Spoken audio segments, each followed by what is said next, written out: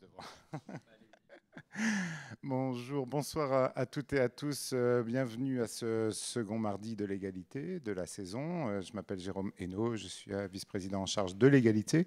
Ce soir, grâce au service culturel et à la chargée de mission égalité, donc nous avons le plaisir d'accueillir un thème un petit peu original dans les mardis de l'égalité pour les habitués qui connaissent bien notre programmation, puisqu'on va en particulier parler d'inégalité climatique.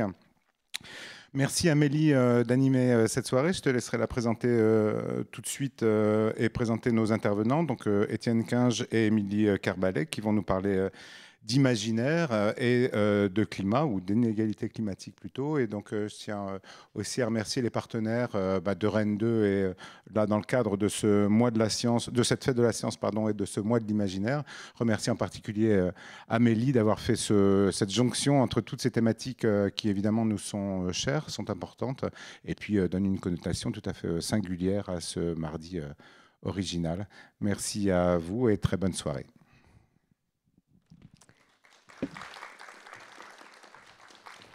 Alors bonsoir à toutes et à tous. Donc, comme le disait Jérôme Hainaut, effectivement, un mardi de l'égalité un petit peu particulier puisqu'il s'inscrit également dans le mois de l'imaginaire. Le mois de l'imaginaire, pour les personnes qui peut-être ne connaissent pas cet événement, c'est un temps fort qui mobilise tous les mois d'octobre depuis quelques années maintenant les libraires, éditeurs et toutes les structures qui souhaitent mettre en valeur les cultures de l'imaginaire, et dont Rennes 2 est partenaire en fait depuis plusieurs années à l'occasion de collaboration avec les éditions et librairies critiques, qui est avec nous d'ailleurs ce soir, qui vous propose une table de livres à la sortie de la salle. Donc vous pourrez retrouver notamment les ouvrages des invités si vous avez envie d'aller plus loin et de lire leurs romans et leurs textes. Alors c'est une table ronde qui s'inscrit aussi dans le cadre de la Fête de la Science, puisque la Fête de la Science avait pour thématique cette année le climat, un thème on ne peut plus actuel. Donc cette rencontre est l'occasion finalement de croiser les regards justement sur deux sujets. Donc les questions d'égalité tout d'abord, puisque c'est au cœur évidemment de la programmation des mardis de l'égalité. Et donc là, on va s'intéresser effectivement au sujet des inégalités climatiques, puisque c'est une actualité qui devient de plus en plus brûlante, au sens propre comme au sens figuré, malheureusement. Et on va le croiser, ce sujet particulièrement actuel, avec la question de la science-fiction et des cultures de l'imaginaire au sens large, ce qui va permettre à la fois de faire un petit pas de côté pour observer ces problèmes de notre monde, et qui va tout en même temps s'inscrire dans quelque chose quand même de résolument actuel et dans un regard particulier sur le présent que nous vivons toutes et tous aujourd'hui. Alors, on va naviguer ensemble pendant une heure voilà, entre utopie, dystopie, récits apocalyptiques, effondrement et reconstruction, et rêve aussi de monde meilleur. On va essayer quand même d'avoir des pensées un petit peu optimistes. En tout cas, on va essayer de réfléchir ensemble au futur, et là des futurs au pluriel, au futur possible, et comment on les imagine, comment on les écrit, comment on les rêve aussi ensemble. Donc, je vais vous présenter les deux invités de ce soir qui nous ont fait voilà, le plaisir de répondre positivement à notre invitation. Alors, à ma gauche, Émilie Carbalec. Bonsoir. Vous êtes romancière et novelliste, et vous explorez donc dans vos textes les thèmes de la mémoire, de la transmission, de la culture, de l'identité, du rapport à l'autre et à la nature aussi. Vous avez écrit un roman qui s'appelle Quitter les monts d'automne, pour lequel vous avez reçu le prix Rosny Aîné, et qui a été également nominé au Grand Prix de l'Imaginaire et au prix Utopial. Et vous venez de publier, donc je vais le montrer à la caméra, un roman qui s'appelle Les Chants de Nuying, voilà, chez Albin Michel Imaginaire.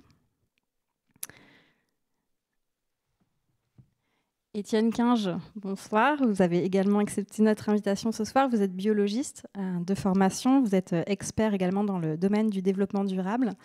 Et dans vos écrits, vous questionnez beaucoup les questions d'innovation scientifique, les bio- et nanotechnologies notamment, et leurs conséquences sociétales possibles, voilà, avec des futurs aussi qui s'imaginent et qui sont parfois un peu sombres. Et vous avez publié en 2021 donc, le roman qui s'appelle Symphonie atomique. Donc, c'est publié aux éditions critiques. Donc, ces deux romans-là, vous pourrez les retrouver sur la table de livres de partenaires critiques à la sortie.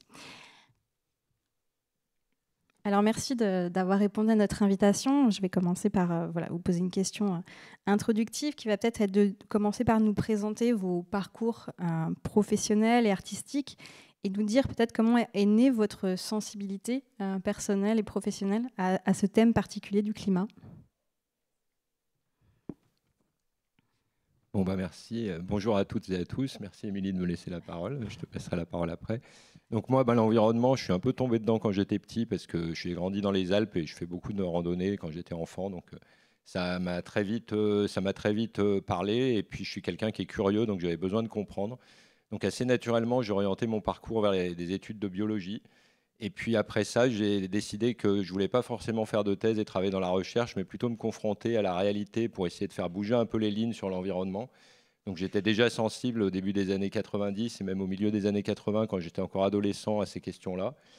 Et donc j'ai travaillé un petit peu dans les ONG à la fin des années 90, dans une petite ONG scientifique. Et puis au début des années 2000, j'ai rejoint le secteur privé pour me confronter à la réalité du système et voir si on pouvait le faire évoluer de l'intérieur, ce qui est assez complexe en fait, c'est assez intéressant et assez complexe.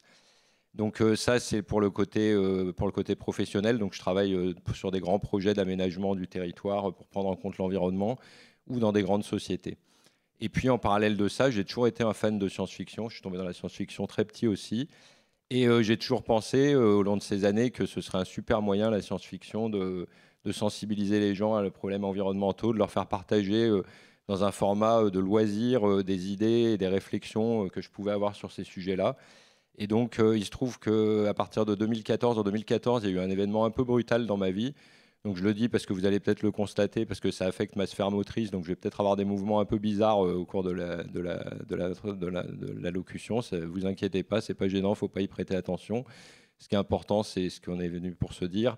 Et donc, quand j'ai été confronté à cette situation, je me suis demandé ce que je voulais faire vraiment dans ma vie, ce que je tenais vraiment à réaliser. Et je tenais vraiment à réaliser des romans qui parlent d'environnement de manière pertinente et ludique pour le grand public, pour que les gens puissent comprendre ces sujets mieux, se les approprier, et puis pour répondre un peu aussi pour le partage du savoir, la transmission de cette expérience que je peux avoir de ces sujets-là. Et donc, 8 ans plus tard et 2 romans plus tard, puisque Symphonie atomique, c'est le troisième, même si c'est le premier dont on parle, les 2 premiers m'ayant permis d'acquérir, d'affiner ma technique d'écriture, on va dire, de développer ma technique d'écriture. Donc ça m'a permis ça a pris du temps, mais ça m'a permis d'aboutir à ce résultat-là qui est assez intéressant à mon avis en termes d'actualité, qui est plus qu'actuel, puisque quand j'ai écrit ça en 2019, juste avant le Covid, et ça a déjà été bien rattrapé par la réalité.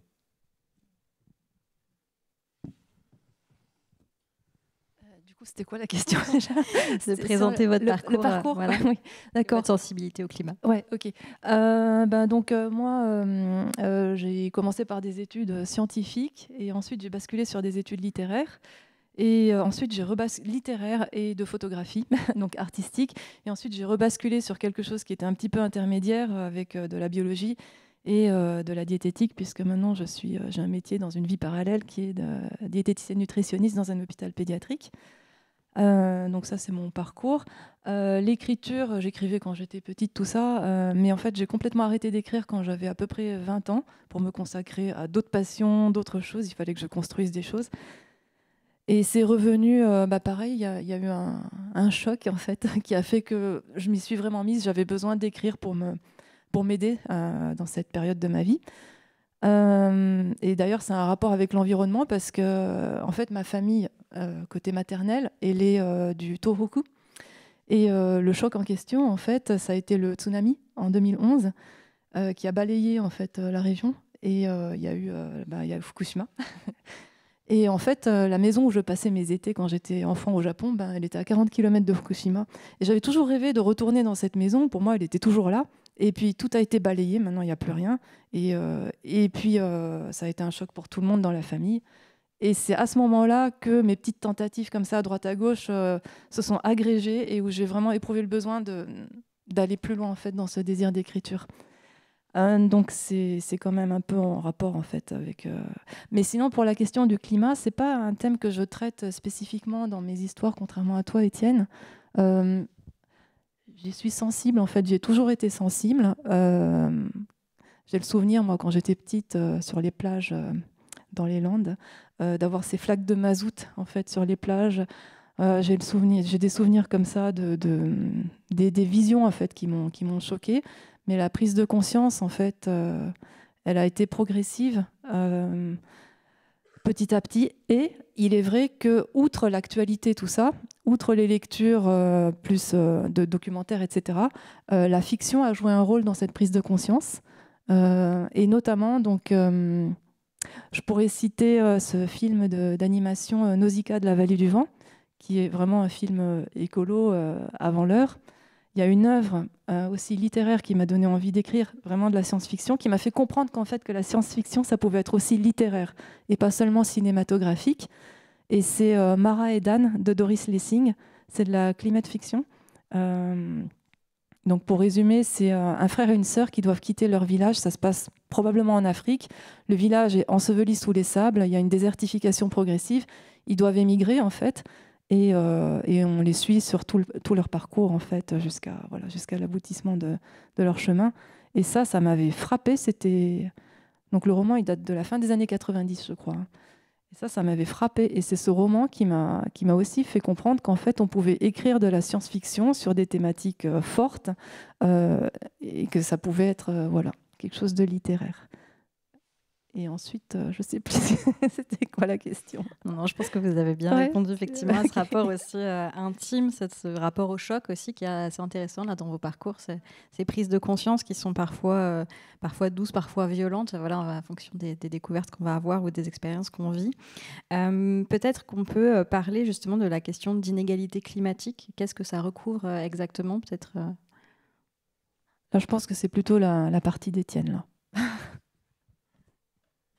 Essayer de répondre de mon mieux. Oui, donc les inégalités, déjà les inégalités, elles existent indépendamment des inégalités climatiques, on les connaît tous et toutes. Je pense qu'aujourd'hui, l'inégalité climatique, elle va être évidente, elle va se situer à deux niveaux. Il va y avoir un niveau géographique, c'est-à-dire selon l'endroit où vous vous trouvez dans le monde, vous n'allez pas être exposé de la même façon au changement climatique. Typiquement, si vous êtes sur une île qui fait 1 mètre de haut au maximum de son hauteur, vous n'êtes pas forcément bien placé par rapport aux problématiques de changement climatique. Si vous êtes dans des régions très chaudes et très désertiques non plus. Donc il y a toute la question de la géographie qui impacte différemment les sociétés en fonction de où on se trouve et de quels vont être les symptômes du changement climatique. Et le deuxième niveau d'inégalité, il est bien évidemment économique, c'est-à-dire c'est la capacité à mobiliser des ressources pour s'adapter au changement climatique. Donc là, aussi bien les nations que les individus ne vont pas être à la même enseigne. C'est-à-dire que aujourd'hui, le changement climatique, il est engagé, on l'a bien vu cet été, et puis on le voit à travers de nombreux événements en ce moment de manière criante, même si c'était déjà le cas avant avec des signaux un peu plus faibles pour les gens qui étaient attentifs. Là, on le voit de manière criante. Maintenant, il va y avoir la question de l'adaptation. C'est-à-dire comment, face au changement, vous faites évoluer la société, comment vous adaptez l'environnement dans lequel vous vivez, la société dans laquelle vous vivez. Pour ça, il faut des ressources économiques, des ressources matérielles, des ressources intellectuelles. Et là, on n'est pas du tout tous logés à la même enseigne, ni en termes de pays, ni en termes d'individualité. Et donc, je crains fort qu'on ait un accroissement des inégalités qui soit lié au changement climatique. On l'a vu un peu avec la crise des Gilets jaunes. Hein, c'était déjà une crise de l'énergie qui frappait les plus faibles et les plus faibles économiquement, j'entends. Et donc, qui fragilise les populations les plus faibles économiquement. On voit actuellement l'inflation, qui est un problème de ressources, de matières premières, de matières agricoles, entre autres, c'est pareil, ça touche toujours ceux qui ont le moins de ressources pour s'adapter. Et je pense que dans le monde de demain, où il va falloir beaucoup s'adapter, ce qui va demander beaucoup de ressources, ces inégalités, je crains qu'elles soient croissantes. Et un des objectifs pour moi de mon travail, c'est de faire prendre conscience en fait de ce qui nous attend, en partie pour l'anticiper et essayer de s'y préparer au mieux. Mais voilà ce que je peux dire sur les inégalités. À mon avis, il y a vraiment ces deux axes où vous vous trouvez et quels moyens vous avez pour faire face. Et c'est vrai qu'on parle on parle de changement climatique, mais le changement climatique, c'est un petit peu un symptôme. C'est un symptôme grave, gravissime. Mais il y a aussi tout le reste. Il y a la pollution et toutes les autres dont tu parles très bien d'ailleurs dans ton livre avec l'idée de services écosystémiques, tout ça. Ça fait partie d'un tout global.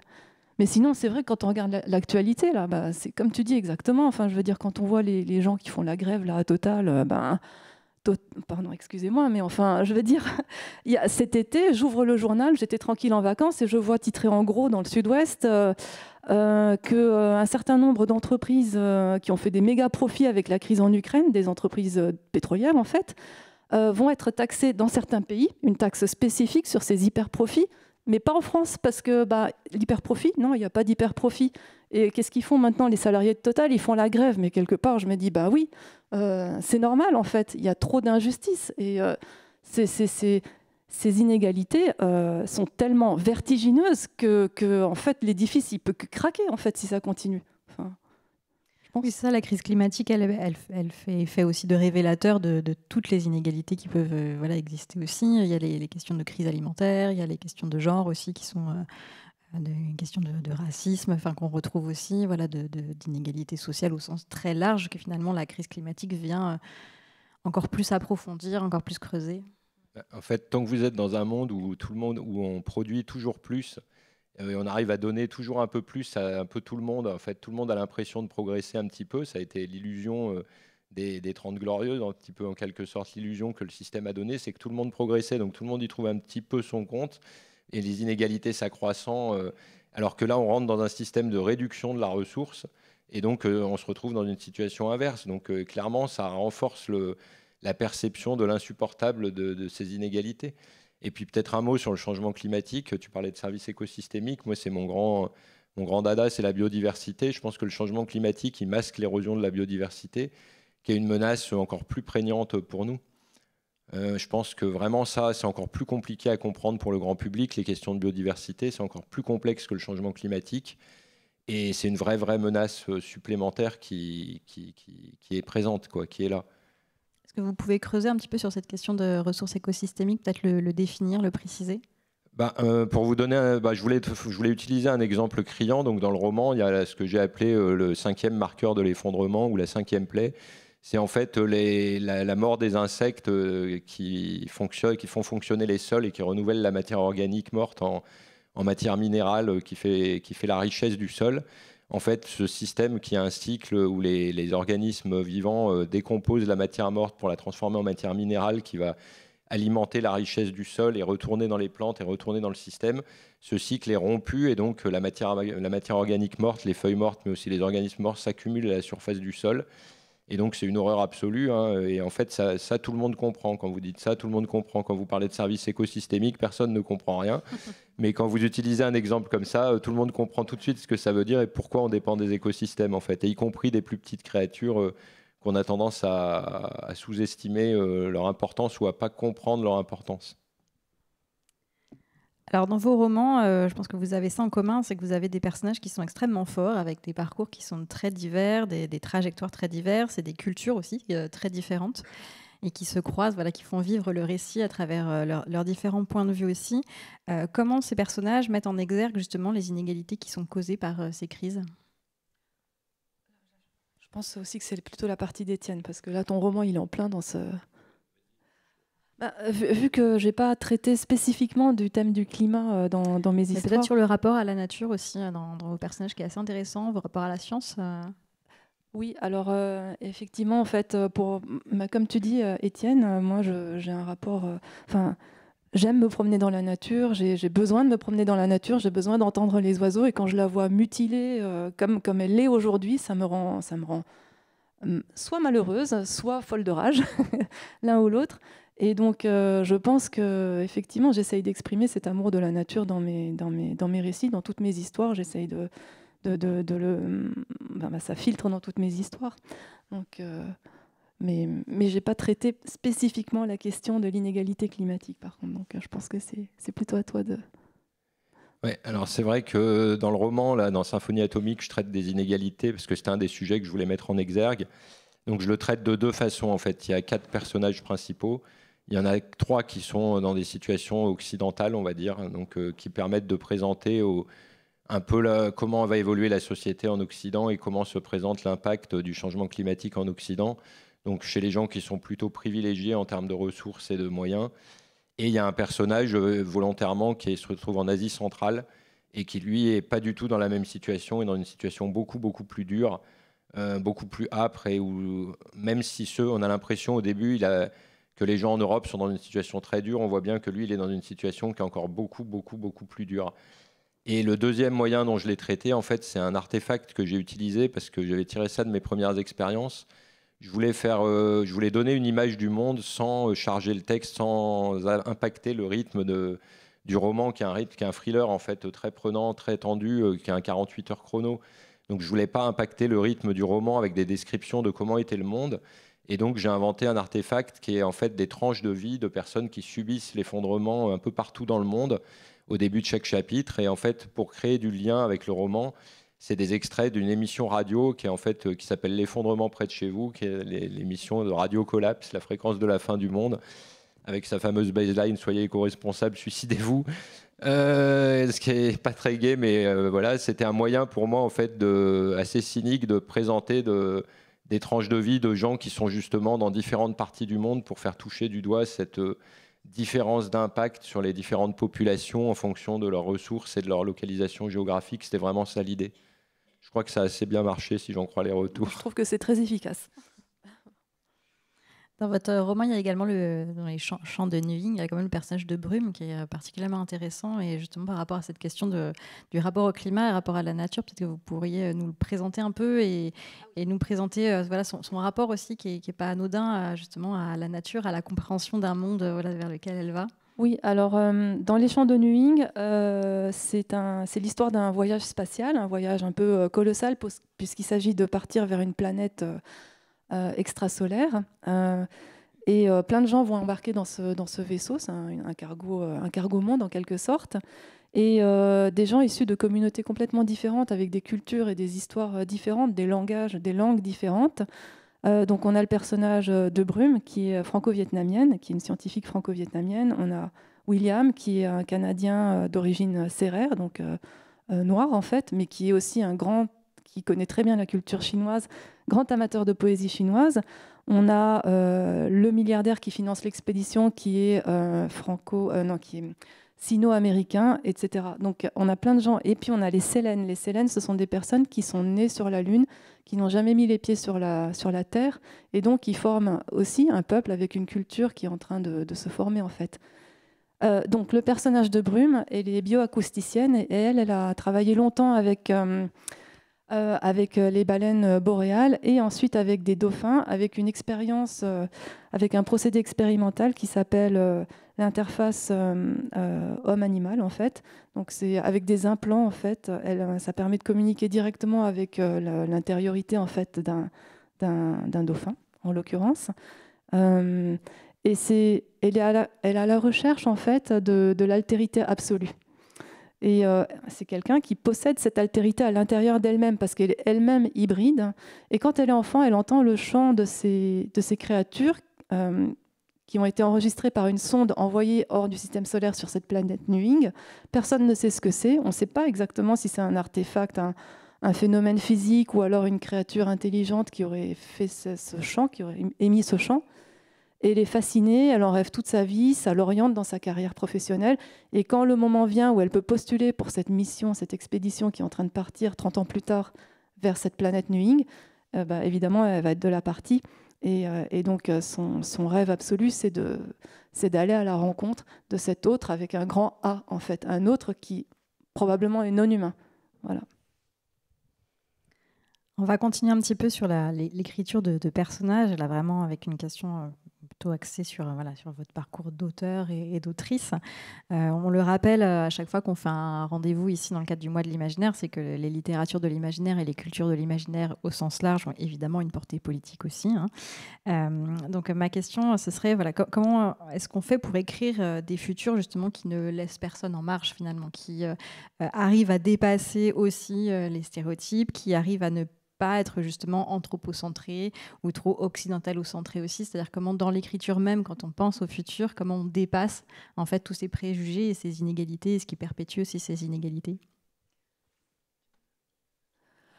En fait, je pense que la première des choses à faire, c'est d'écouter en fait ce qu'ont à dire tous les gens dans le monde entier, en fait, d'écouter toutes ces voix alternatives qui sont un petit peu cachées, en fait. Donc ça veut dire aussi faire des reportages, des documentaires, des interviews, les rendre visibles, les rendre audibles, mettre des trucs sur YouTube, à la radio ou autre. Et puis en matière de littérature, ça veut dire aussi avoir une démarche éditoriale engagée pour aller chercher ces voix justement. Et tout le monde ne le fait pas, mais ça se fait de plus en plus. Et en tant qu'autrice de science-fiction, je voudrais rajouter aussi, ça veut dire laisser aussi les femmes publier des femmes qui écrivent de la science-fiction, parce que longtemps, les femmes, dans ce genre littéraire en particulier, elles étaient mises de côté, elles étaient complètement déconsidérées. Au mieux, c'était une femme-chaise, un meuble, comme dans Soleil vert, un film d'anticipation dont on parle beaucoup en ce moment, ou voilà, bon, bref, donc des femmes. Et je pense aussi à tout ce mouvement aussi autour des voix afrodescendantes. On peut lire de plus en plus des auteurs qui sont issus qui sont issus de ces cultures-là. Et ils et elles ont des choses à dire, en fait. Et il faut les publier, il faut les écouter, il faut les lire. Et leur point de vue, il n'est pas forcément le même que le nôtre, en fait. Et c'est intéressant de confronter les points de vue. Donc, il y a ça. Et puis après, en tant qu'auteur ou autrice de science-fiction, je pense que si on veut se mettre dans la peau de quelqu'un qui est complètement différent de soi, il faut se documenter, il faut lire, et il faut aussi aller discuter avec des gens. Et il faut aussi faire un travail, je pense, pour prendre conscience de ses propres biais, parce qu'on a tous des biais intellectuels, cognitifs, qui font qu'on va... Donc le propre d'un biais, c'est un mécanisme inconscient. Donc on n'est pas tout à fait, on peut être complètement inconscient de la manière dont on va représenter quelqu'un qui est d'une culture différente de soi, de la sienne. Il faut faire un travail là-dessus. Alors c'est pas facile, c'est jamais parfait. Je suis sûre que moi j'ai dit des bêtises en fait, mais en tout cas, je pense que prendre conscience de ça en tant qu'auteur, autrice, aller à la rencontre des gens, lire ce que ces gens, voilà, tout ça, ça permet d'être un peu moins à côté de la plaque, en fait, de dire moins de bêtises. Étienne ? Ouais, je crois que c'est un vrai sujet, hein. C'est vraiment difficile. Je pense qu'il faut être très ouvert d'esprit, effectivement, et parler avec le plus de gens possible, accepter les différences culturelles, accepter... moi, j'essaye toujours de prendre tout le monde en tant qu'être humain, quel que soit son statut, sa position sociale, sa couleur, sa religion, son origine, son âge. J'essaye toujours de me positionner en me disant bon, t'as un être humain en face de toi et de prendre les gens d'égal à égal, quoi qu'il arrive. Après, je suis tout à fait d'accord qu'il faut encourager au niveau de la littérature, il faut encourager, il faut pas qu'il y ait de ségrégation sur les gens qui sont publiés. Il faut donner un accès à la publication aux différentes typologies de personnes, quelles qu'elles soient et d'où qu'elles viennent, dans la mesure où elles ont quelque chose à dire d'intéressant. Je pense qu'il faut éviter de faire de la ségrégation comme ça. Après, en tant qu'auteur, je trouve que c'est très très compliqué. C'est vraiment un sujet où j'essaie de faire attention. Moi, ma logique, c'est vraiment d'essayer de ne pas heurter quelqu'un, en fait. Je pense que mon approche pour finalement essayer de filtrer tout ça, moi aussi j'ai des biais, hein. Je suis un homme blanc de 50 ans, donc je suis idéalement placé pour avoir des biais, je crois bien. Mais en fait, si je peux me permettre, même quand on n'est pas un homme blanc de 50 ans, on a des biais. Oui, non, tout le monde a des biais, mais tu sens bien que là, tu es dans le biais principal, quoi, quand même.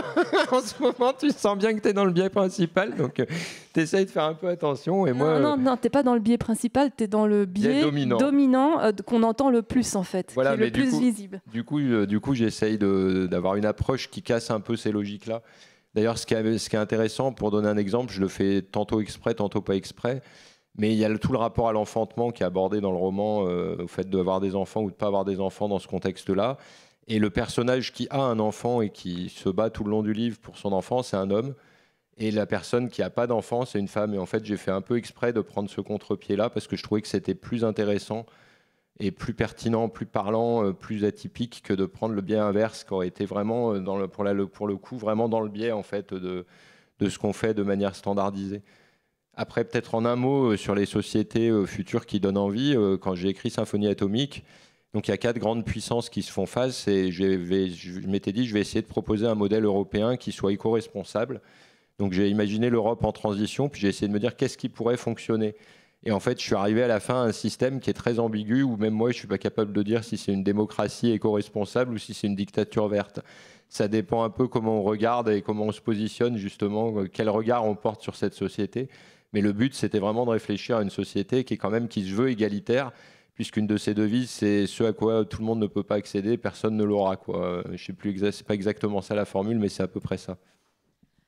Oui, et sur la partie future désirable, on va dire, je pense que c'est important qu'il y ait des romans qui alertent, comme tu le fais, et que tu le fais super bien. C'est important qu'il y ait des films, tout ça, qui alertent. Mais je pense aussi que c'est important qu'il n'y ait pas que ça. Parce que quand on n'a que des dystopies à lire ou à voir, eh ben, on a l'impression que c'est le seul horizon possible, alors que la réalité est déjà hyper oppressante, en fait, quand même. Il suffit d'ouvrir le journal pour voir ce qui se passe, et c'est vraiment, ça nous prend à la gorge, quoi. Et donc, c'est important de mettre de l'utopie, je pense, dans nos imaginaires. Et pas que dans nos imaginaires aussi, je pense aussi dans toutes les réflexions, dans des disciplines comme la sociologie, l'économie, tout ça. En fait, c'est important d'avoir des utopies, parce que l'utopie, c'est pas les bisounours, en fait.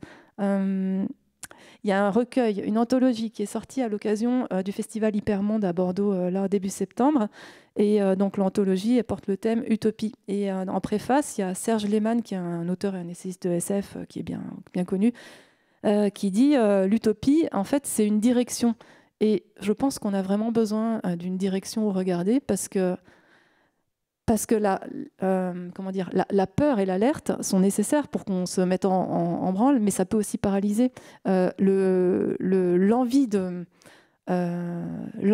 de l'avant, je ne dirais pas l'optimisme, on ne peut pas être optimiste, mais avoir une utopie au bout, en fait, quelque chose qui nous donne envie, eh ben, ça peut aussi nous mettre en mouvement, en fait.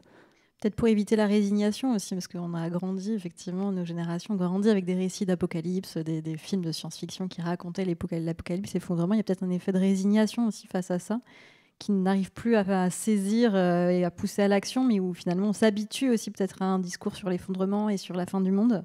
Est-ce que vous avez ce sentiment-là ? Oui, moi j'ai ce sentiment, et attends, je te laisse la parole après.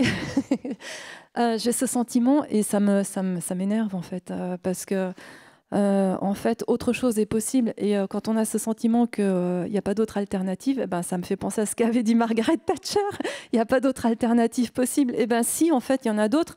Et ben justement, on peut regarder ce que d'autres sociétés ont imaginé et pensé, même si ces sociétés, malheureusement, elles ont été complètement écrasées par le bulldozer de la modernité couplé à l'ultracapitalisme, on va dire. Et ben en fait, c'est des sociétés qui s'étaient construites autrement. Elles ont des choses à dire, et nous, on a beaucoup de choses à apprendre d'elles, hein, je pense, c'est hyper important. Donc moi, je vais beaucoup... c'est la question peut-être suivante, mais... je te laisse, tu as peut-être un truc à dire aussi. Du coup, je te rejoins complètement sur l'utopie. Moi, ça m'a fait du bien de lire Quitter l'élément d'automne. C'est un roman feel-good, ça m'a fait du bien, ça m'a détendu. Après, je suis tout à fait d'accord. Il faut savoir que Symphonie atomique, je l'ai écrit en 2019 et que je l'ai fini pendant le premier confinement. Donc, quand tout allait bien, j'écrirais pas ça aujourd'hui. Enfin, quand tout allait bien, vu de l'extérieur, en tout cas.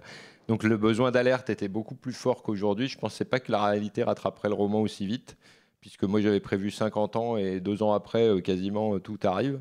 Donc du coup, c'est quand même... Après, voilà, la forme d'utopie, moi, qu'il y a dans le roman, je crois que c'est que les personnages qui sont confrontés à des situations très très dures, vraiment, ils sont confrontés à des situations personnelles et collectives très très dures. Et malgré tout, ils ne baissent pas les bras, malgré tout, ils continuent d'essayer de faire quelque chose de bien. Et à la fin, ils pèsent sur le résultat du monde. Je ne veux pas spoiler le bouquin, mais à la fin, le fait qu'ils n'aient pas baissé les bras produit un résultat. Et ça, c'est déjà une forme d'utopie pour moi, en fait.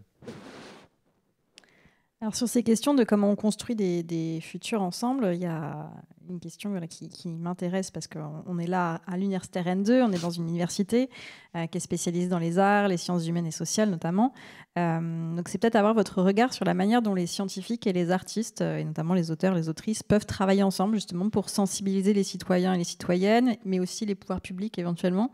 Et là, je pense notamment à l'anthologie qui est parue chez ActuSF qui s'appelle Nos Futurs, qui est une super anthologie hyper intéressante dans la mesure où elle fait dialoguer des textes scientifiques, de scientifiques qui travaillent sur ces questions de climat, de crise climatique sur différents sujets et qui les croisent en fait avec des nouvelles de science-fiction et d'imaginaire, donc avec un vrai dialogue qui se crée finalement entre la réalité scientifique actuelle et en même temps des projections à partir de ces problématiques-là.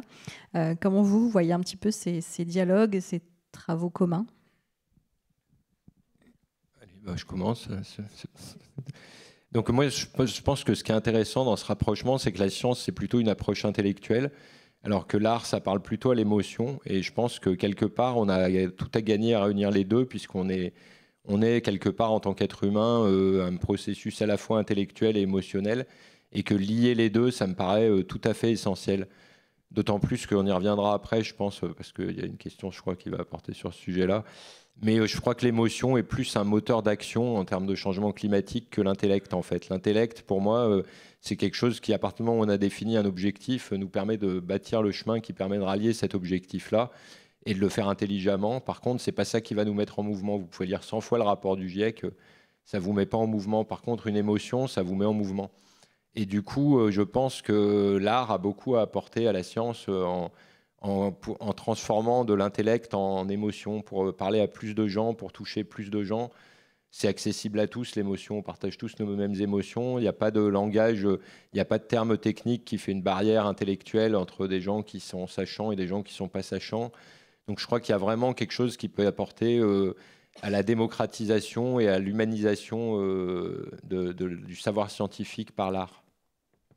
Je suis entièrement d'accord avec toi. Donc vraiment sur ce dialogue voilà, de combiner intellect et émotion, approche plus rationnelle et approche plus poétique peut-être. Oui, tout à fait. Ouais. Je pense que vraiment apporter de...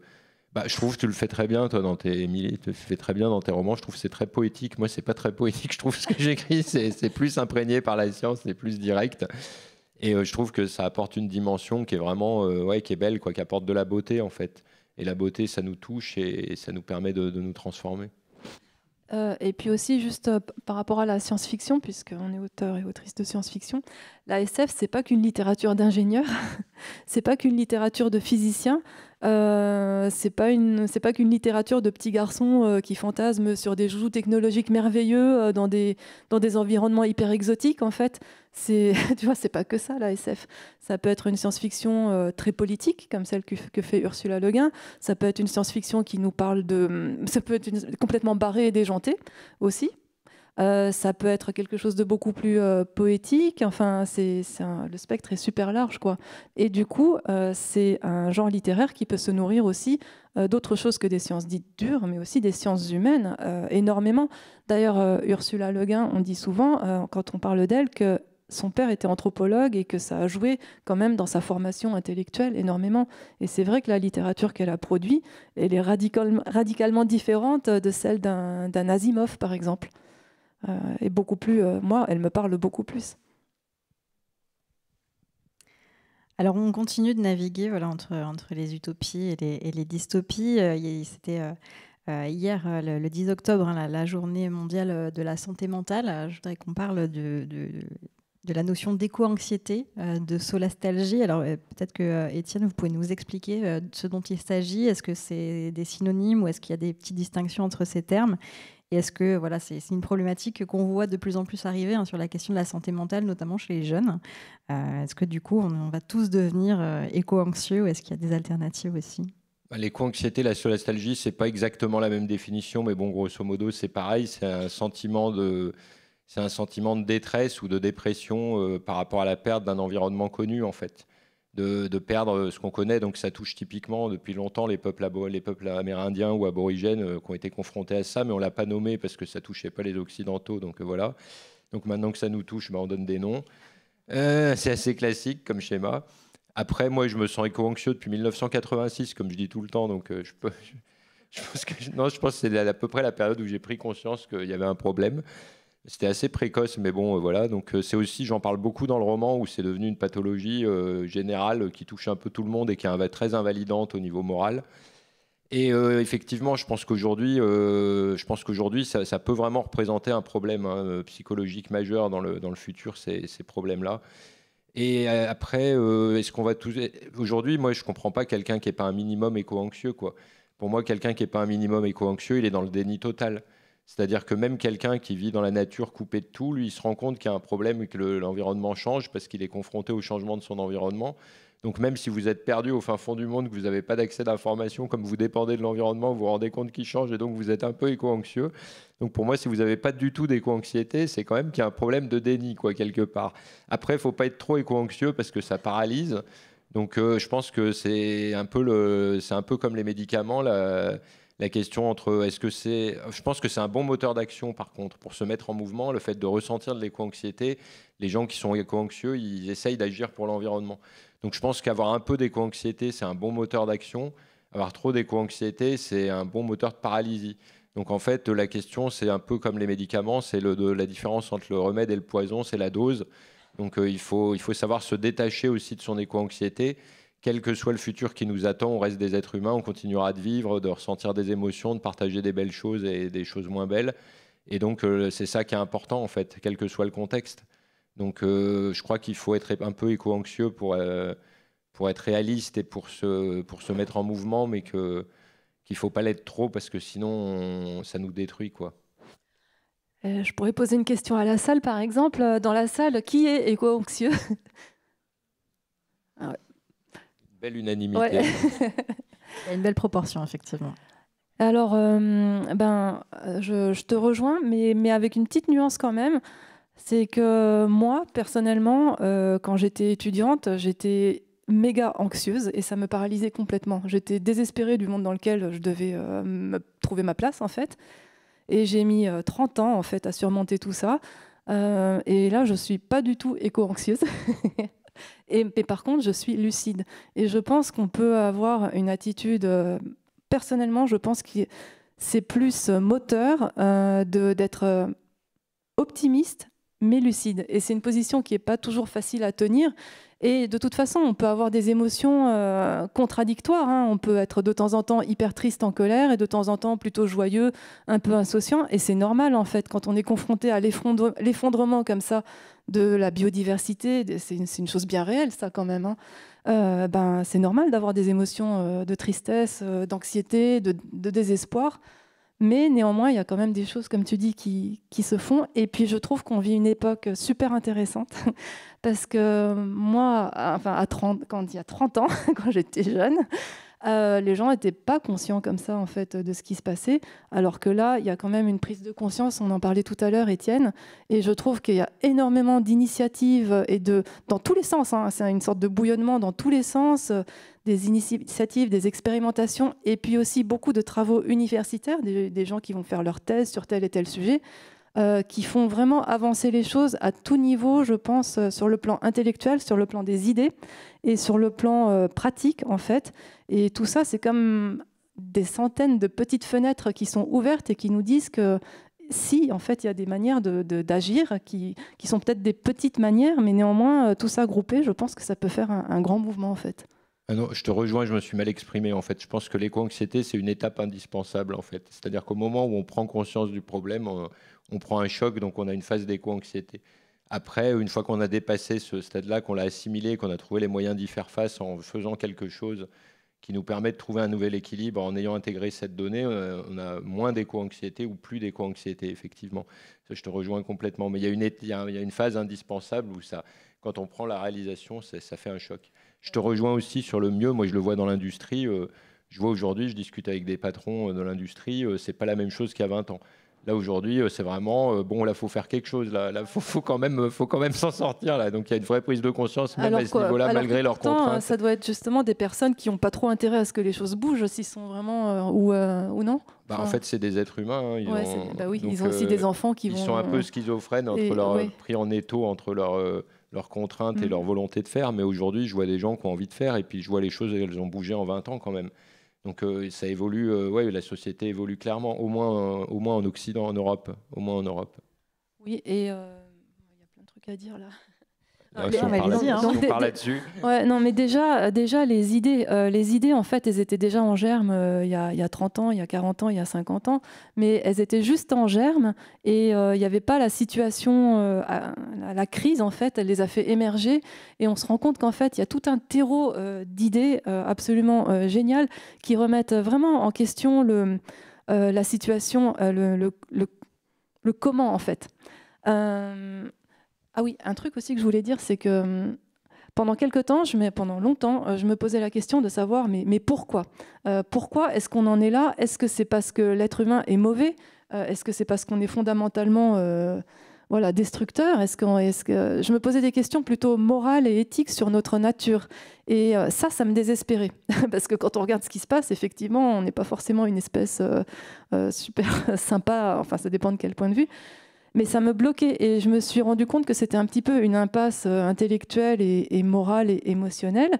Mais quand j'ai commencé à réfléchir sur le comment est-ce qu'on en est arrivé là, et que j'ai commencé à lire des auteurs, des anthropologues, des sociologues, des économistes, des géographes, et même des poètes, enfin tout ça, et que j'ai commencé à réfléchir sur le comment est-ce qu'on en est arrivé là, ça m'a aidé à dépasser en fait cette phase probablement d'éco-anxiété. Je ne savais pas que ça s'appelait éco-anxiété, mais cette paralysie et cette paralysie en fait que j'avais éprouvée au début. Non, mais moi c'est pareil, hein, j'ai eu des phases de départ, j'ai eu des phases complexes pour trouver des solutions. C'est pour ça que je me suis engagé dans l'environnement, que j'ai travaillé, que j'ai cherché à interagir avec le privé, etc. C'était vraiment une réaction en fait pour faire quelque chose, pour pas être dans l'anxiété, mais être dans l'action. Donc ouais, je suis tout à fait d'accord avec ça. Et je pense que tout le monde peut agir à son niveau et selon ses compétences et sa capacité. Mais en fait, ce qui est essentiel, je pense, en tant qu'être humain, c'est de trouver du sens dans ce qu'on fait, en fait. Donc toi, tu as trouvé du sens dans l'action que tu as menée, comme ça. Après, d'autres personnes trouveront du sens autrement, parce que pour X raisons, elles sont différentes, tout simplement. Mais c'est vraiment trouver du sens dans ce qu'on fait et avoir l'impression, vraiment, avec toujours regarder la direction, en direction du mieux, en fait. J'ai rien de mieux à dire.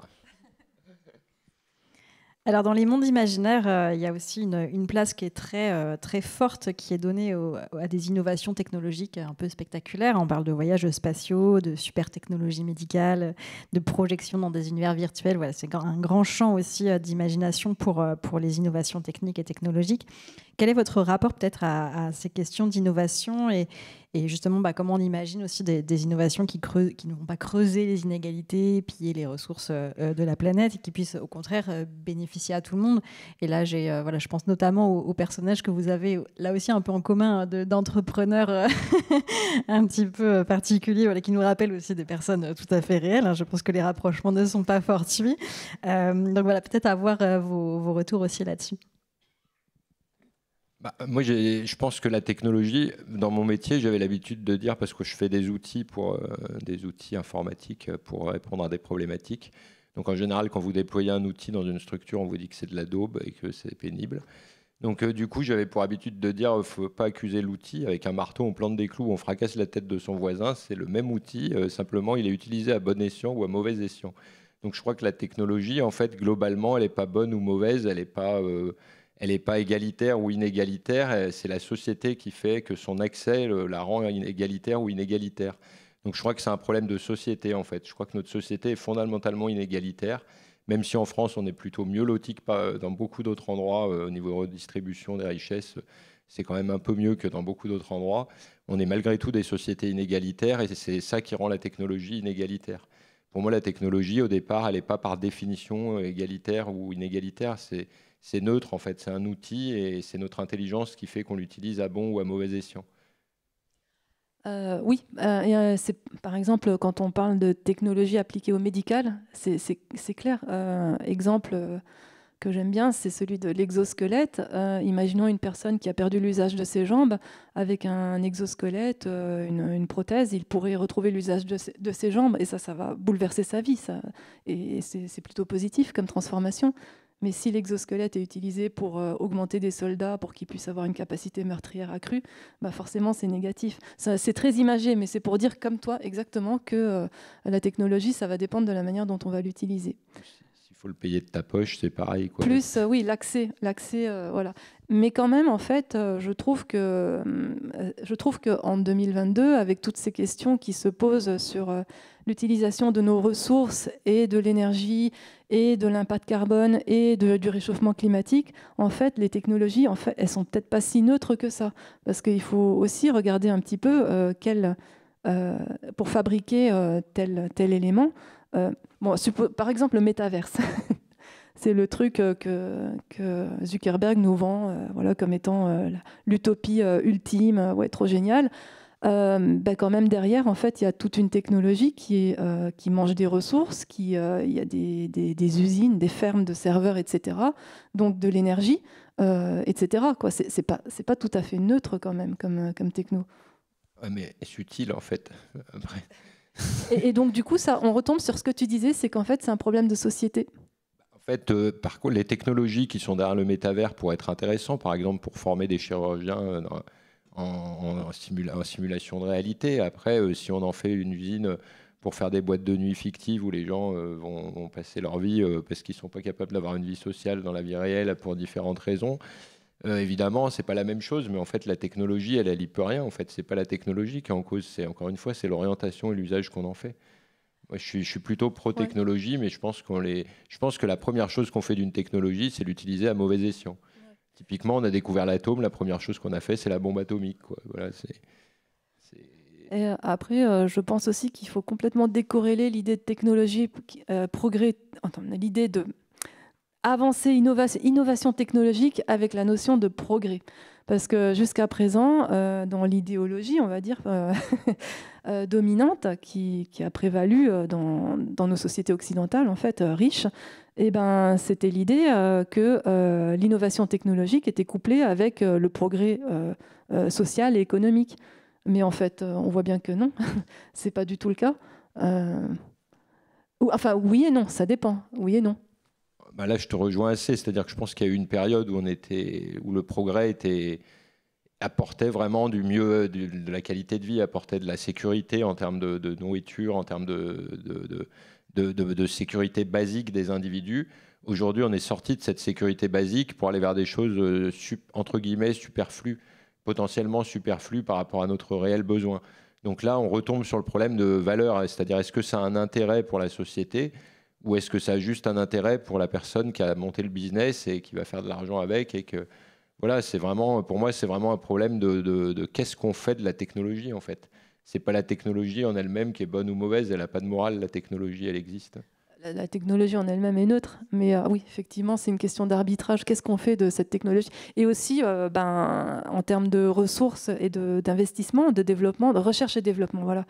Ça devrait pas être aux mains de seuls entrepreneurs hyper individualistes comme ton personnage dans Symphonie Atomique ou comme le personnage de Jonathan Way dans Les Chants de Newing. En fait, il faudrait, dans un monde idéal, il faudrait démocratiser en fait ces processus d'arbitrage. Il faudrait que tout le monde puisse dire, ça peut être utile pour la société, pour le collectif. Donc oui, on va développer ça. On va développer la prothèse. Je vous parlais de la prothèse parce qu'il y a des tas de gens, ça va changer leur vie en mieux. Mais on ne va pas l'utiliser, on ne va pas développer tel truc parce que ça va bouffer trop de ressources, trop d'énergie et ça va être négatif et toxique pour la société en fait. Il faudrait que tout le monde puisse donner son avis et que ce soit décidé ensemble en fait. Je suis complètement dans un monde idéal. Je suis complètement d'accord avec cette logique-là. Après, pour donner un exemple très simple, moi je suis plutôt favorable à l'exploration spatiale, je ne suis pas favorable au tourisme spatial, quoi. Voilà, c'est pourquoi on va gâcher de la ressource pour que 3 types aillent se balader 5 minutes dans l'espace avec le niveau de pollution que ça engendre. C'est complètement aberrant. Par contre, que l'humanité se préoccupe d'aller dans l'espace, d'acquérir de la connaissance et du savoir sur ce qui nous entoure, ça me paraît fondamentalement intéressant, même si ça apporte rien. Ce qui est assez rigolo, on parlait d'utopie tout à l'heure, c'est que vos deux personnages d'entrepreneurs ont des rêves et des utopies bien à eux, qui ne sont pas du tout ceux des autres personnages. Voilà, pour le vôtre, du coup, il rêve de vivre pour toujours, de pouvoir télécharger son esprit dans d'autres corps et d'atteindre comme ça l'immortalité. Et puis le vôtre, du coup, voyant l'effondrement construit des bunkers pour super riches, c'est leur forme d'utopie à eux. Donc ma question, elle serait peut-être comment on retrouve aussi un peu un rêve en commun, aussi une utopie qui soit un peu plus rationnelle par rapport au futur de la planète. Mais de toute façon, l'environnement, l'enjeu de l'environnement, c'est un problème individualisme, collectivisme. Je pense qu'il faut qu'on prenne conscience que notre satisfaction individuelle, on ne peut pas répondre à 100% à notre satisfaction individuelle sans tenir compte de l'intérêt collectif, ce qu'on fait depuis une trentaine d'années, de toute évidence, selon notre modèle. Je pense qu'il faut revenir à quelque chose qui prend en compte l'intérêt collectif. Très clairement, c'est l'enjeu des décennies qui arrivent. Et il faut ramener un peu plus de poids à l'enjeu collectif par rapport à l'enjeu de la satisfaction du désir individuel instantané. Je suis entièrement d'accord. Et quand on regarde, par exemple, les survivalistes, ils me font rire. Qu'est-ce qu'ils s'imaginent, en fait? Ils vont s'entraîner comme des malades dans les bois, etc. OK, supposons que la société s'effondre. Tout le monde va devenir survivaliste et elle va aller couper des arbres et chasser.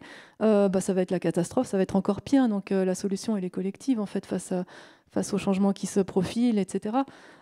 C'est pas un truc individuel. Et puis en plus, tu as ta petite ferme ou ta petite cabane au fond des bois, tu es tranquille, peinard. Et ça, c'est jusqu'à ce qu'il y ait l'autre qui débarque, en fait. Hein, le citadin qui n'a plus rien à manger, qui va émigrer au fin fond de tes montagnes et qui va, voyant que tu ne veux pas partager, il va te zigouiller. Je veux dire, c'est normal. Donc, enfin, je sais pas, ça me paraît tellement... C'est du bon sens, en fait. C'est complètement dingue, en fait. Et donc, ton entrepreneur, là, dans Symphonie Atomique, c'est comme ces preps, ces gens, ces ultra-riches qui organisent des conférences avec des gens extrêmement brillants pour réfléchir à comment on va faire pour se protéger dans nos bunkers quand des hordes de gens affamés vont arriver. Et comment on va faire si les milices qu'on a embauchées pour nous défendre se retournaient contre nous? Enfin, ils se posent des questions comme ça, les gens. C'est très pragmatique, finalement, aussi. Très, très pragmatique, oui. Et puis un peu affolant aussi. Oui, aussi, oui. Sachant qu'il y a aussi des retours de rêves d'entrepreneurs. Là, je ne sais pas si vous avez vu ça. Il y a William Shatner, un acteur de la franchise de Star Trek, qui a fait son touriste spatial et qui en est revenu traumatisé, en fait. Ça ne lui a pas plu. Donc, je ne sais pas si ça valait le coup d'aller dans l'espace. Pour terminer, peut-être une question sur la notion de transmission, peut-être pour essayer de laisser des choses aussi de cette discussion.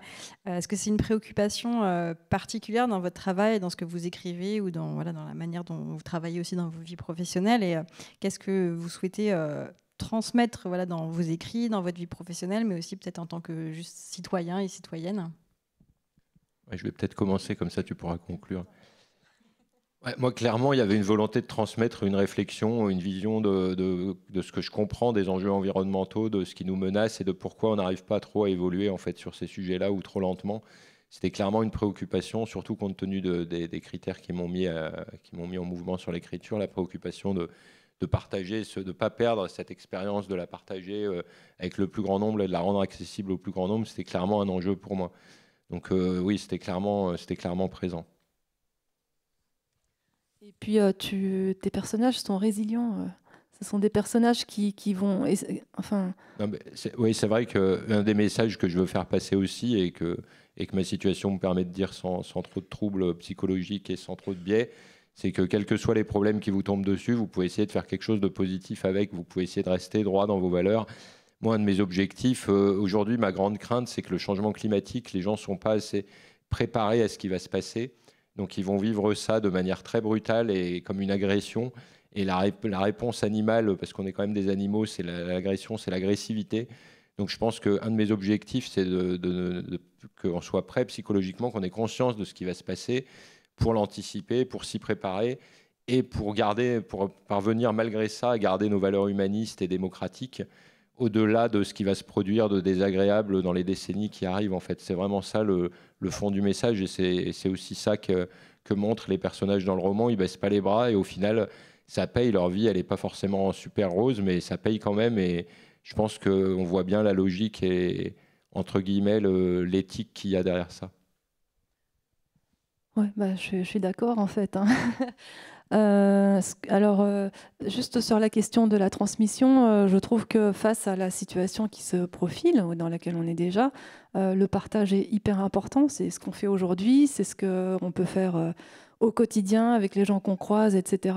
Moi, j'ai la chance de faire un métier où je trouve du sens. Je travaille dans le milieu médical et je trouve ça hyper gratifiant, en fait, même si c'est pas toujours facile et on n'arrive pas toujours à aider les gens et les accompagner comme on voudrait. Je pense que chacun doit trouver la place la plus juste pour soi, en fait, là où il se sent le plus utile, en fait. Ça peut être une toute petite place, hein, ça peut être juste, ça peut être une toute petite place ou une plus grande, mais ce qui est important, c'est de trouver sa place la plus juste. Et je pense que la notion de résilience est hyper importante, aussi bien à titre individuel, réussir à dépasser les blocages et les peurs qu'on peut avoir. Et c'est un petit peu... c'est vrai que mes personnages ont souvent ça en commun, même quand ils sont confrontés à des situations très difficiles, ils sont plutôt résilients. Et oui, et le partage, oui. Donc, quand on parle de climat, de choses comme ça, donc on peut être un peu, on peut avoir tendance à s'écrouler un petit peu sur soi-même, se renfermer sur soi-même avec ses angoisses. Mais c'est hyper important de les partager, de discuter avec d'autres personnes, d'aller, si on peut pas le faire dans la rue, parce que on peut être confronté à des gens qui n'ont pas envie d'en parler, parce qu'ils sont toujours dans le déni et la peur. Et ben, il faut aller en parler sur des forums. Il faut trouver les bonnes personnes pour en discuter. Il ne faut pas hésiter à aller regarder des vidéos YouTube. Il y a des tas de conférences super passionnantes sur le sujet avec des gens qui ont plein de propositions, d'idées, etc. Ça aussi, c'est une manière de partager, en fait. Donc, le métaverse, enfin bon, les réseaux sociaux, c'est pas que du négatif. Il peut y avoir du positif parce que ça permet de partager une parole, de partager des connaissances. Tout ça, c'est important. Donc, comme on dit, faire du lien. Je suis tout à fait d'accord avec ce que tu viens de dire, notamment sur le fait que tout le monde doit trouver sa place qui lui convient et où il se sent à l'aise en fait avec ce qu'il fait. Je pense que c'est ça qui est vraiment important. Et je pense que le lien, je pense qu'avec le changement climatique et l'entrée en décroissance, parce que c'est ce qui va se passer, hein, l'entrée en décroissance du monde, je pense qu'on va perdre beaucoup de choses qu'on considérait comme acquises ou qu'on considère encore aujourd'hui comme acquises, et que ça va nous permettre de retrouver des choses beaucoup plus simples qu'on a oubliées, qui sont en fait beaucoup plus fondamentales et beaucoup plus précieuses finalement que celles qu'on va perdre, et qu'on en développera des nouvelles grâce aux liens et au collectif. Ouais, je pense vraiment que c'est ça qui va se passer en fait. Merci beaucoup, Émilie et Étienne. On va pouvoir passer à quelques questions dans la salle. Je pense que c'est un échange très riche. J'espère que vous avez des questions ou des remarques pour prolonger un petit peu ces discussions. Alors, j'ai ma collègue qui arrive avec un micro pour qu'on vous entende bien. Je crois qu'il y a une question en bas.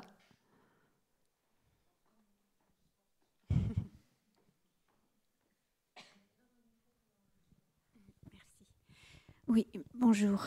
Je vous remercie de tout ce que vous avez dit. Bon, alors moi, je suis une vieille femme blanche et je me sens profondément coupable du monde que ma génération va laisser à ma petite fille, quoi. Et la question que je trouve terrible, bon, c'est vrai qu'il y a le présent, bon, il y a les orques qui s'échouent en Bretagne, il y a la grosse chaleur qu'on a eue cet été, mais je trouve que non seulement on est sur on a détruit le futur, enfin, on peut agir. Là vous m'avez redonné plein d'espoir. On peut agir, mais je trouve aussi que ce qui est terrible, c'est que, notamment au niveau du climat, on a fait bouger le présent, on a fait bouger le futur, mais on a fait aussi bouger le passé. Moi, il y a quelque chose qui m'ébranle beaucoup sur le dérèglement climatique, c'est on est en train aussi de détruire l'histoire qu'on a aimée, et qu'on ne va pas pouvoir transmettre à nos enfants. À cause du climat, Petra est en train de se détruire. À cause du climat, les œuvres de la grotte Cosquer sont en train de se détruire aussi. Alors ça, c'est vraiment une impasse, quoi. En fait, moi, ça m'arrive d'avoir exactement les mêmes émotions que vous. Et c'est des émotions de tristesse et de deuil, en fait. Et elles sont naturelles, en fait. C'est normal d'éprouver ce genre de choses face à un monde qui est en train de disparaître et qui va se transformer. Mais de la transformation, on est toujours autre chose. Le monde est tout le temps en train de se transformer. Et je crois qu'il faut les accepter. On ne peut pas les refouler, il faut les accepter, elles sont là. Les personnes qui les refoulent, elles sont justement hyper anxieuses parce que l'anxiété naît du refoulement et du déni aussi, quelque part. Il faut juste apprendre à les accepter, à les laisser passer et puis accepter de voir les choses se transformer, en fait. Comme quand on fait le deuil d'une personne qu'on a aimée et qui est partie. C'est la vie, en fait, c'est le monde est transformation. C'est pas facile, mais je crois qu'il y a un processus de deuil à faire, en fait. Je suis d'accord. Après, je pense que pour revenir sur les générations passées, moi, j'accable pas les générations passées parce que je pense qu'elles n'y peuvent pas grand-chose, en fait. C'est-à-dire que je pense que finalement, on prendrait les gens sensibilisés. Même moi, vous me mettez aujourd'hui en 1950, j'aurais pas le même regard, j'aurais pas la même culture, j'aurais pas la même compréhension. Et en fait, je ferais les mêmes erreurs. Finalement, les gens l'humanité, elle a pollué en essayant d'améliorer son sort. Donc c'était logique, en fait, à l'instant T, avec les données qu'on avait, c'était logique de faire ça. Et je pense qu'on referait exactement pareil si on pouvait recommencer, en fait. Donc je ne suis pas convaincu qu'il faille accabler les générations passées. Il faut plutôt se projeter vers le futur en se disant, bon, qu'est-ce qu'on fait maintenant ? Parce qu'en fait, les générations passées, si nous qui sommes sensibles ou les générations futures, on les mettait dans la même position, en fait, c'est pas sûr qu'ils feraient différemment. Je suis entièrement d'accord, en fait. J'assistais à une discussion entre un jeune auteur de science-fiction, il est jeune, il a moins de 30 ans, et un auteur plus assis, il a 60 ans passés. Et puis à un moment donné, il s'est emporté, et puis il lui a dit « Mais c'est à cause de vous qu'on en est là, vous les boomers !» Il était remonté comme une pendule. Et je trouvais ça... Après, je lui ai dit, je ne suis pas d'accord avec toi, c'est vachement injuste, parce qu'en fait, la personne en face, justement, dans sa jeunesse, avait justement participé. Il est allé vivre en communauté, etc. Il avait essayé des modes de vie alternatifs et tout. Et voilà, je pense qu'il ne faut pas il faut jamais généraliser, en fait. Chaque personne est différente et a des parcours différents. Et puis, comme tu dis, Étienne, on est pris dans une époque. Et rien ne dit que ce jeune homme, mes enfants qui sont jeunes, 15 ans, 13 ans, dans 20 ans, ils auront peut-être l'accusé en lui disant « Mais qu'est-ce que t'as branlé, quoi ?» Exactement la même chose. Donc non, en plus, c'est pas du tout constructif, en fait. Et je pense qu'il y a beaucoup à partager aussi avec les générations précédentes, plus qu'à se entrer en opposition. Il y a des choses à transmettre aussi. Hein.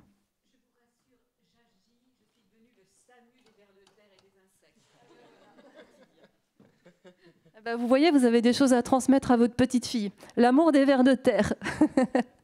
Dieu sait si c'est important. Dieu sait.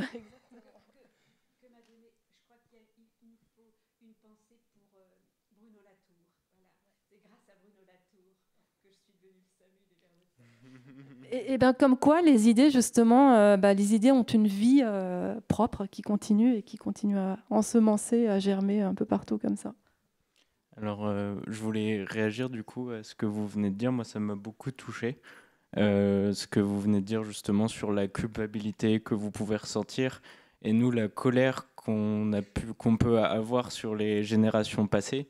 Et sur aussi le fait que en fait, les gens lambda, ils sont pas du tout responsables de ce qui s'est passé et qu'à cette époque, on sortait de la guerre, on sortait de beaucoup de privations et c'était normal de mettre plein d'engrais dans les champs. On savait pas ce que ça allait être engendré, on savait pas que ça allait perturber le cycle de l'azote, etc. C'était juste un moyen de se nourrir et de passer la grosse épreuve qu'il y a eu. Et du coup, je pense pas qu'on puisse vous en vouloir. En fait, par contre, il y a vraiment des gens qui sont coupables. Il y a le président de Total qui avait déjà un rapport dans les années 70 qui savait qu'il y avait un impact au niveau des gaz à effet de serre. Aujourd'hui, il y a des gens qui sont coupables. Et je pense que demain, il va y avoir aussi une ère de règlement de compte parce que les gens qui sont coupables, c'est aussi les gens qui ont les moyens financiers, humains, intellectuels de pouvoir aussi faire des choses pour arranger la situation. Et je pense que va y avoir une grande ère de révolte et de rupture contre ces gens qui sont coupables et qu'on peut identifier comme coupables sans en vouloir en fait aux générations passées et diriger la colère vers les personnes qui sont vraiment responsables des choses pour qu'ils réparent en fait ce qu'ils ont fait. Et d'ailleurs, il y a des actions en justice qui sont entamées contre ces gens-là. La ville de Paris a porté plainte contre, je ne sais pas si c'est Total ou en tout cas, pour inaction climatique, je crois, un truc de ce goût-là. Il y a des jeunes Européens, tu as dû entendre parler de ça, toi, qui ont subi des dégâts liés au changement climatique, qui se sont mobilisés pour porter plainte et remettre en question ce traité, ce traité qui protège les investissements des sociétés. Voilà, exactement. Qui fait que, par exemple, il y a un traité, en fait, ils ont décidé entre eux. Ils n'ont pas consulté le peuple, enfin, les sociétés, il me semble. Enfin, Voilà, ils ont fait ça entre eux. Et c'est un traité qui fait que si vous voulez, par exemple, faire une transition énergétique et mettre des investissements sur, par exemple, l'éolien ou le solaire, supposons, c'est ce qu'a fait l'Allemagne, et l'Allemagne, en vertu de ce PUTIN de traité, a dû payer des dommages et intérêts à ces sociétés. Ouais, tout à fait, c'est assez inadmissible et c'est pas connu du grand public, clairement. C'est complètement révoltant, donc comme vous dites, après, il va falloir... Voilà. Il y a un très bon exemple de ce que vous venez de dire, qui est le cas de l'amiante. Il y a des gens qui savaient et ils ont été condamnés parce qu'ils n'ont pas mis en œuvre, ils ont fait du lobbying pour maintenir leur activité de vente d'amiante. pendant des années et des années, ça a tué des gens. Et à un moment, il y a eu des procès, il y a eu des choses qui ont été faites. Et les gens qui étaient sachants et qui ont dissimulé ce savoir-là, et ben, ils ont été condamnés. Je pense que c'est un très bon modèle de ce qui risque de se produire dans le futur sur certains sujets. Oui, tout à fait.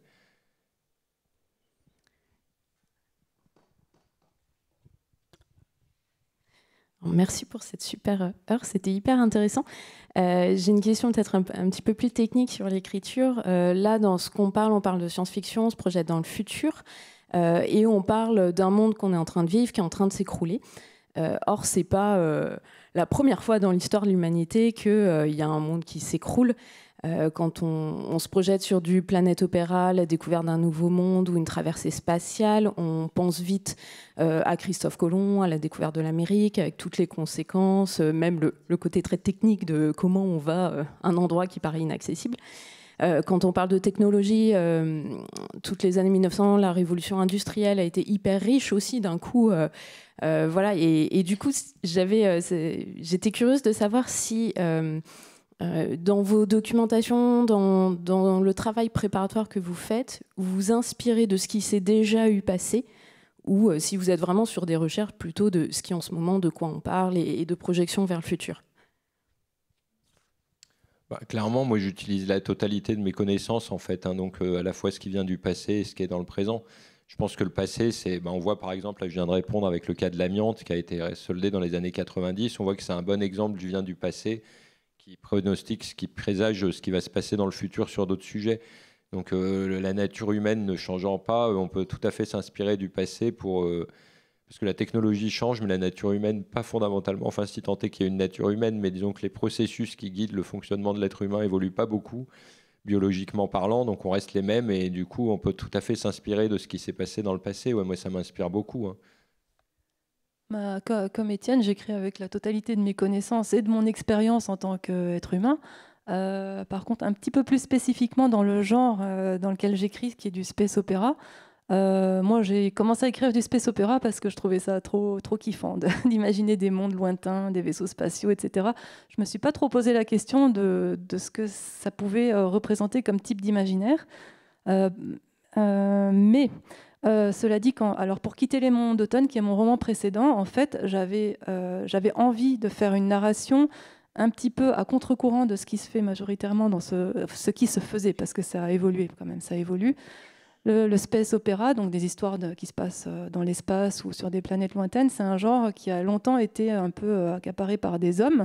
C'était des histoires d'aventuriers. Justement, le petit garçon qui rêve de vaisseaux spatiaux et d'aventures exotiques dans des mondes lointains.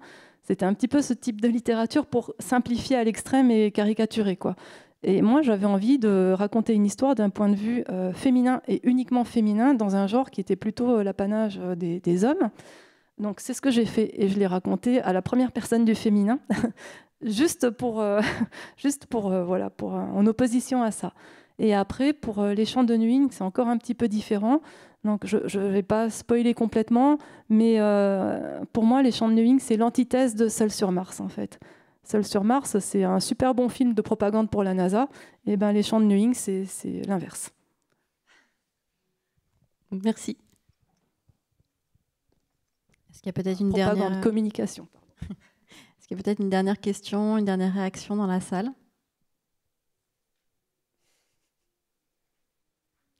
Non, tout est bon. Vous êtes en train de réfléchir à vos rapports à la nature et au monde et à comment vous allez aller soigner les vers de terre. Je vous remercie beaucoup, Étienne et Émilie, pour cette intervention, pour cette discussion très riche. Vous allez pouvoir retrouver à la sortie, donc comme je vous le disais, la librairie critique, si vous avez envie de repartir avec les romans d'Émilie et d'Étienne, ce que je vous recommande évidemment chaudement. Cette table ronde et toutes les tables rondes des mardis d'égalité, je vous le rappelle, elles sont filmées, on a les petites caméras autour, donc vous pouvez les retrouver tout entières sur l'Erdu. La prochaine conférence des mardis de l'égalité, ce sera dans le cadre de la journée de mobilisation contre les violences faites aux femmes. Ce sera au mois de novembre, donc avec une conférence qui sera passionnante et un spectacle de flamenco juste après, de flamenco propos une compagnie de danse contemporaine qui va mobiliser aussi cette forme artistique pour donner sa vision aussi de la lutte contre les violences faites aux femmes.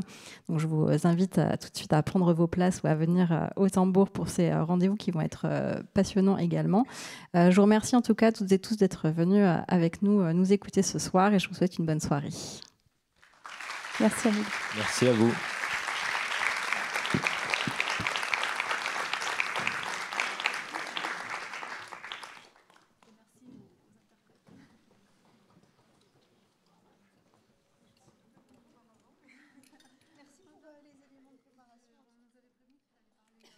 C'était très bien.